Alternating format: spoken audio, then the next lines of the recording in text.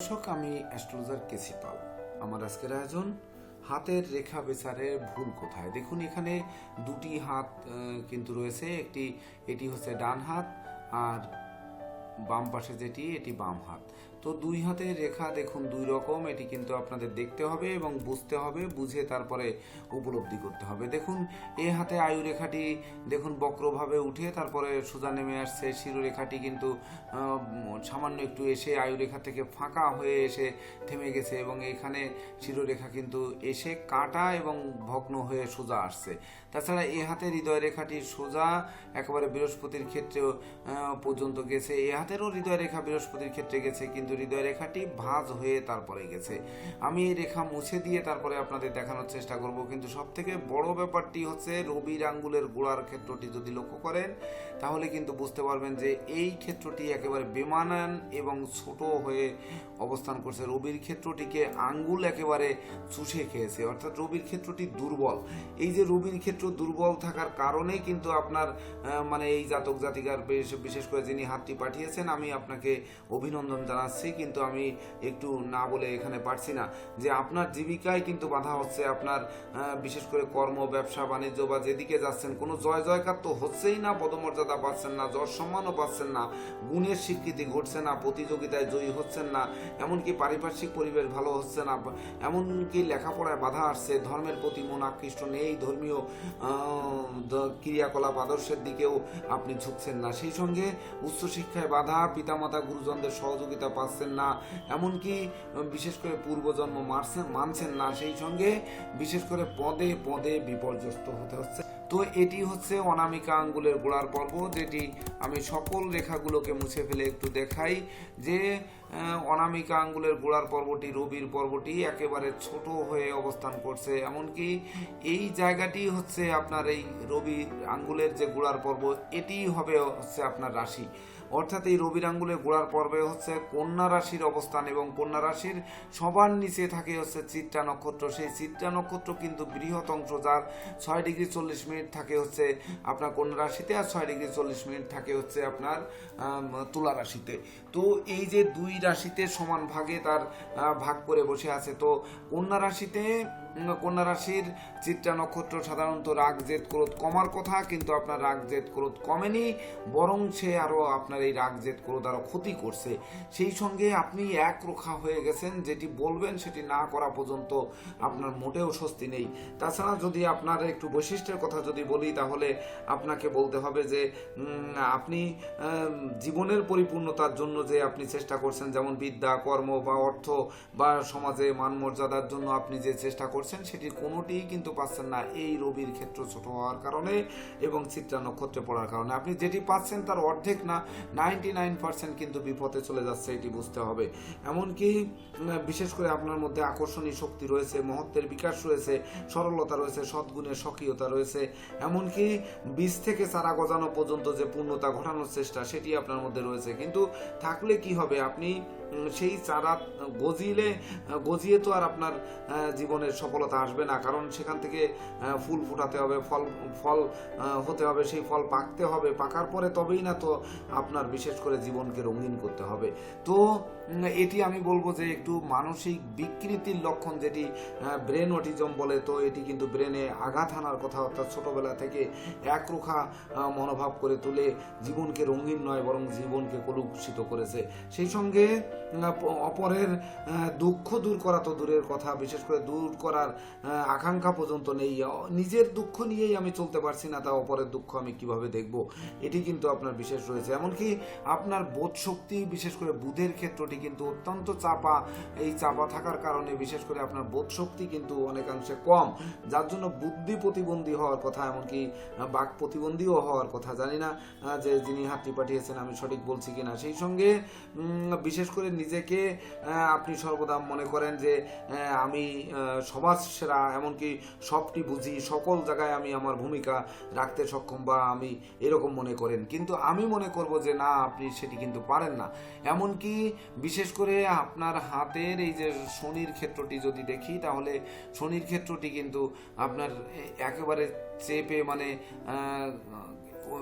ইসে তেলের কাপের মতো হয়ে আছে এই যে নিচের অংশে। এবং ভাগ্যরেখা বিশেষ করে যদি বলা হয় তাহলে এটি কিন্তু ভাগ্যরেখা নয়, এটি শনির পর্বত থেকে রেখা নেমে হালকা করে এসে সে চন্দ্রের ক্ষেত্রেও প্রবেশ করেনি, আর এই চন্দ্রের ক্ষেত্রে ঢেউটি কিন্তু এটি ভাগ্যরেখার সঙ্গে যুক্ত হয়নি।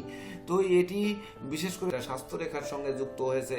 তো আপনি মনে করবেন যে আপনি সুস্বাস্থ্যবান মানুষ, এমনকি জীবনে ব্যবসা বুদ্ধি দিয়ে আপনি জীবনে প্রতিষ্ঠিত হবেন, কিন্তু আসলে সেই প্রতিষ্ঠা কিন্তু আপনাকে দেবে কিনা আমার এক্ষেত্রে সন্দেহ রয়েছে। এমনকি অপরকে আপনি শ্রদ্ধার আসনে বসাতে চান, কিন্তু নিজেকেই তো শ্রদ্ধা করছেন না, কিভাবে শ্রদ্ধা করতে হয় সেটাই তো জানছেন না। এমনকি জীবনে কিভাবে অনুসন্ধান করতে হয়, বিদ্যা বুদ্ধির কিভাবে প্রসার ঘটাতে হয়, কিভাবে ক্ষমা দয়া মায়া উদারতা দিয়ে মানুষের মন জয় করতে হয় সেটাই তো আপনি বুঝছেন না। তাহলে সেক্ষেত্রে আপনি কিভাবে আপনি অপরকে শ্রদ্ধার আসনে বসাবেন, এটি আমার একটি প্রশ্ন থেকে যায়। তাছাড়া শিক্ষা দীক্ষার ক্ষেত্রে বিশেষ আকর্ষণীয় কিন্তু হতে পারেন। যে আকর্ষণীয় হয়ে কি হবে, যে আপনার ইচ্ছা থাকবে যে আরে বাপরে এই বইটা আমি আজকেই পড়ে শেষ করবো, ওই বইটা আমার দরকার, আমার এটি না হলে হবে না। কারণ আপনার হৃদয় যা চাবে, মন যা চাইবে সেটি না পাওয়া পর্যন্ত স্বস্তি নেই। কিন্তু হৃদয় রেখাটি দেখুন, এই যে কার্বের কারণে আপনি টেনে ছিঁড়িয়ে হুঁচড়ে নিয়ে যাবেন যে হ্যাঁ এই বইটি পড়ে আমি আজকেই শিক্ষিত হয়ে যাব, আজকে নন্দিত হয়ে যাব, আজকে পরীক্ষায় পাশ করে ফেলবো। কিন্তু এই যে ভাঁজ ফেলে মানে আপনার মঙ্গলের ক্ষেত্রের উপরে যে ভাঁজ ফেলেছে, এটি কিন্তু আপনাকে সেই বুদ্ধিটা মানে আগুনে পুড়িয়ে ছারখার হয়ে গেছে। মঙ্গলের যে দাহ্যতা, সেই দাহ্যতায় পুড়িয়ে দিয়েছে। তাছাড়া বিশেষ করে আপনার আরও একটু যদি আমরা দেখি যে আয়ুরেখার দিকে বা শুক্রের পর্বতটার দিকে যদি আমরা তাকাই, তাহলে আয়ুরেখাটি কিন্তু আমাদের দ্বিখণ্ডিত হয়ে আসছে। দুই হাতেই আপনাদের একটু লক্ষ্য করতে হবে যে যারা জ্যোতিষ শিক্ষা গ্রহণ করছেন সেক্ষেত্রে কিন্তু লক্ষ্য রাখতে হবে যে দেখুন আয়ুরেখা, এই যে রেখার থেকে অনেকে ভুল করবে যে এই রেখার থেকে উঠে মনে হয় এভাবে আয়ুরেখা নেমেছে, কিন্তু এটি কিন্তু আয়ুরেখা এভাবে নামেনি। এটি দেখতে হবে যে এটি হচ্ছে আপনার শিরোরেখা, এই পর্যন্ত এসে থেমে গেছে, এই দেখুন। এবং তারপরে হচ্ছে আয়ুরেখা শুরু হয়েছে এই শিরোরেখার কাছের থেকে আয়ুরেখা শুরু হয়েছে, যেটি আমি একটু দেখানোর চেষ্টা করি যে শিরোরেখার কাছের থেকে আয়ুরেখা শুরু হয়ে এই আসছে। তো এটি কিন্তু আয়ুরেখা বলে ধরা যাবে না, এটা শুক্রের ক্ষেত্রে ব্যারিকেড তৈরি করেছে। এমনকি শুক্রকে এক পাশে, বিশেষ করে আপনার শুক্র এবং রাহুকে এক পাশে করে ফেলেছে, যেটি জীবনের সুখ শান্তি ধন ঐশ্বর্য লোভ লালসা এমনকি অপরাজয়তা, যেগুলো রাহুর যে প্রাপ্তি প্রত্যাশা রহস্য সেইগুলোকে আলাদা করে ফেলেছে। আর হাতের বাকি যে গ্রহগুলো, যে 7টি গ্রহ, সেই 7টি গ্রহ একদিকে রয়ে গেছে। তো এই যে 7টি গ্রহ কিন্তু বিশেষ করে নেগেটিভ ফল দিচ্ছে, 2টি গ্রহ শুধুমাত্র পজিটিভ ফল দিচ্ছে। তার মধ্যে শুক্র যে সুখ শান্তি সমৃদ্ধি দেবে সে কিন্তু দিচ্ছে না, সে বরং অদ্ভুত খেয়ালি করছে, এমনকি রোমান্সের দিকে নিয়ে যাচ্ছে, পারফিউমের দিকে নিয়ে যাচ্ছে, আত্মবিশ্বাস ভেঙে চুরমার করে দিচ্ছে। এমনকি বিশেষ করে আপনার সক্ষমতা নেই যৌনাকর্ষণের, অথচ যৌনাকর্ষণের একটা তীব্র লালসা থাকছে। সেই সঙ্গে বিশেষ করে আপনার সহ্য শক্তি নেই, আপনি কোনো কিছু সহ্য করতে পারেন না, অথচ দেখা যাচ্ছে আপনার ঘ্রাণেন্দ্রিয় দুর্বল হওয়ার কথা, কিন্তু বিশেষ করে রবি দুর্বল থাকলে ঘ্রাণেন্দ্রিয় দুর্বল হয় বা নাক কান গলার রোগে ইএনটির প্রবলেমে ভোগে, সেগুলো কিন্তু আপনার রয়েছে। অথচ আপনার পারফিউমের প্রতি একটা বিশেষ লোভ থাকবে যে কোথায় গেলে আমি এই মিষ্টি ঘ্রাণটা পাবো। এই মিষ্টি ঘ্রাণের জন্য, মিষ্টি স্বাদের জন্য বা মিষ্টি কথার জন্য আপনি সর্বদা কাঙাল হয়ে থাকবেন, কিন্তু আসলে মিষ্টি কথা লোকে আপনাকে শোনাচ্ছে না। এমনকি সেই মিষ্টি কথা বলে আপনাকে কোলে নিচ্ছে বা আপনাকে কাজ করাতে নিচ্ছে, আপনাকে পড়ানোর জন্য নিচ্ছে, কিন্তু আপনি মনে করেন আমাকে এটা ঠকাচ্ছে। কিন্তু আপনার কোনো ভবিষ্যতের চিন্তা নেই, এমনকি ভেবে চিন্তে অগ্রসর হওয়ার কোনো মানসিকতা নেই, যেন একটা উদাসীন জীবনযাপন।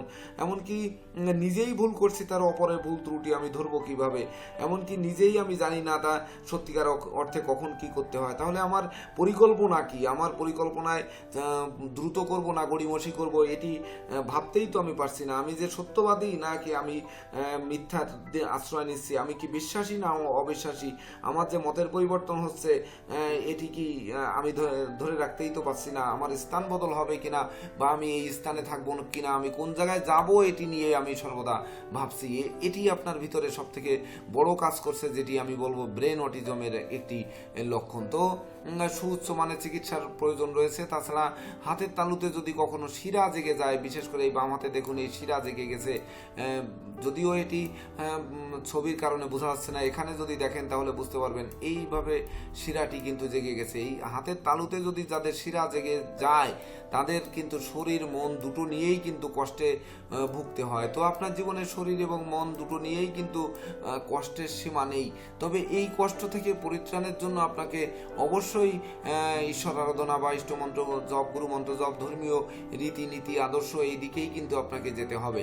কারণ চন্দ্র মমত্বের কারক, চন্দ্র বাম হাতে যদি লক্ষ্য করি তাহলে কিন্তু চন্দ্র এখানে পর্বতটি একেবারে ছোট হয়ে আছে এবং চাপা হয়ে কিন্তু শুক্রের দিকে ধাবিত হয়েছে। তো শুক্রের কিন্তু দুটো শত্রু, একটা হচ্ছে রবি আর একটা হচ্ছে চন্দ্র। তো শুক্র কিন্তু এই চন্দ্রকে কোনো ক্রমে মেনে নিচ্ছে না, যার জন্য সেই শুক্রের পর্বতের কাছাকাছি এই জায়গাটা কিন্তু টোল খেয়ে একেবারে চেপে গেছে। এবং দুই হাতেই যদি দেখেন, এ হাতেও কিন্তু এই শুক্রের পর্বতটি এই জায়গাটি খুবই চেপে গেছে। এই চেপে যাওয়ার কারণে হচ্ছে যে শুক্র আপনার মমত্ব, স্নেহ, ভালোবাসা কোনো কিছুর মূল্য দিতে চাইছে না। যখন স্নেহ, মায়া, মমত্বর মূল্য দিতে চাচ্ছে না তখন কিন্তু আপনি একঘরে বা একা হয়ে যাচ্ছেন। তো এই জীবনটা বড় একা হয়ে যাওয়া, এটি কিন্তু আপনার জীবনে আরেকটি কষ্টের চিহ্ন। তাছাড়া এই হাতে কোনো শুক্র বন্ধনী নেই, কিন্তু এই হাতে কিন্তু দেখুন শুক্র বন্ধনী রয়েছে, যেটি হৃদয় রেখাকে টাচ করে তারপর এই যে শুক্র বন্ধনীর আকারে যে রেখাটি রয়েছে, এটি কিন্তু সুখ শান্তি থাকার কথা বা গান বাজনা, আঁকা লেখা, অভিনয়, আবৃত্তি, সোশ্যাল মিডিয়া কর্ম এই সকল জায়গায় যাওয়ার কথা ছিল, কিন্তু আপনি আপনার জীবনকে সেই অনুযায়ী গড়তে পারেননি, এমনকি সেই জায়গায় আসেনি। দেখুন এই হাতে কিন্তু নেই। তো এই যে ডান হাতে নেই, বাম হাতে আছে। বাম হাত হচ্ছে 25% ফল দেবে এবং ডান হাত হচ্ছে আপনার 75% ফল দেবে, কিন্তু সেই ডান হাতেই তো আপনার বাধা, আপনার ডান হাতেই তো এটি নেই। এটি বুঝতে হবে যে আমি আসলে জীবনে কি করলাম আর কি করছি সেই হিসাব আমি মিলাতে পারছি না। তাই তো আমি বলছি যে এই জ্যোতিষ বিচারে বা হাতের রেখা বিচারে ভুল কোথায়, সেই ভুলটি আমাদের ধরার চেষ্টা করতে হবে। সর্বপ্রথম হচ্ছে আপনার সুউচ্চ মানের চিকিৎসার আবশ্যকতা রয়েছে, সেই সঙ্গে বিশেষ করে মেডিটেশন, কোয়ান্টাম মেথড। যদিও স্থির মনে আপনি এগুলো করতে পারেন না, আপনার করার সক্ষমতা আছে কিনা আমার সন্দেহ হয়, তথাপিও আমি বলবো যে এগুলো কিন্তু আপনাকে স্থির হতে সহযোগিতা করতে পারে। আগে মন স্থির করতে হবে, তারপরে হচ্ছে নিজেকে প্রতিষ্ঠার চিন্তা করতে হবে। তো সেই দিকে চিন্তা করতে এখানে আমি বলবো যে সরাসরি আপনি আপনার জন্ম তারিখ, সময় নিয়ে তারপরে আপনি সরাসরি আমার কাছে আসবেন। তো তারপর বা চিন্তা করব কোনো, বা আমি বলবো যে আপনার জন্ম তারিখ, সময় নিয়ে এবং সরাসরি আপনি কোনো অভিজ্ঞ জ্যোতিষীর শরণাপন্ন হবেন, সেখানে গিয়ে তার পরামর্শ নেবেন। সেই সঙ্গে আমি বলবো যে অবশ্যই চিকিৎসকেরও পরামর্শ একই সঙ্গে নিতে হবে। নিজে আগে সুস্থ থাকতে হবে, নিজে জীবন গড়ার সক্ষমতা থাকতে হবে, তবেই তো আপনার প্রত্যাশা যেটি রয়েছে বা সেটি আপনি পাবেন। তো দর্শকবৃন্দ, এর পরবর্তীতে যারা এই হাত পাঠিয়ে ভাগ্য জানতে চান তারা অবশ্যই সাদা কাগজের উপরে স্পষ্ট হাতের ছবি তুলে তারপর পাঠাবেন, তাহলে এই ধরনের ভিডিও আপনারা দেখতে পাবেন। তাছাড়া বিশেষ করে যিনি হাত পাঠিয়েছেন, আমি ভালো কিছু বলতে পারলাম না, আমার খুবই কষ্ট লাগছে। সেই কষ্টের ভিতর দিয়েও আমি বলবো যে আপনি ভালো থাকুন, সুস্থ সুন্দর থাকুন, আগে সুস্থ হন এবং আপনার জীবন আলোকিত হোক, এই প্রত্যাশা নিয়ে আজকের মতো সমাপ্ত করছি। শুভ নমস্কার।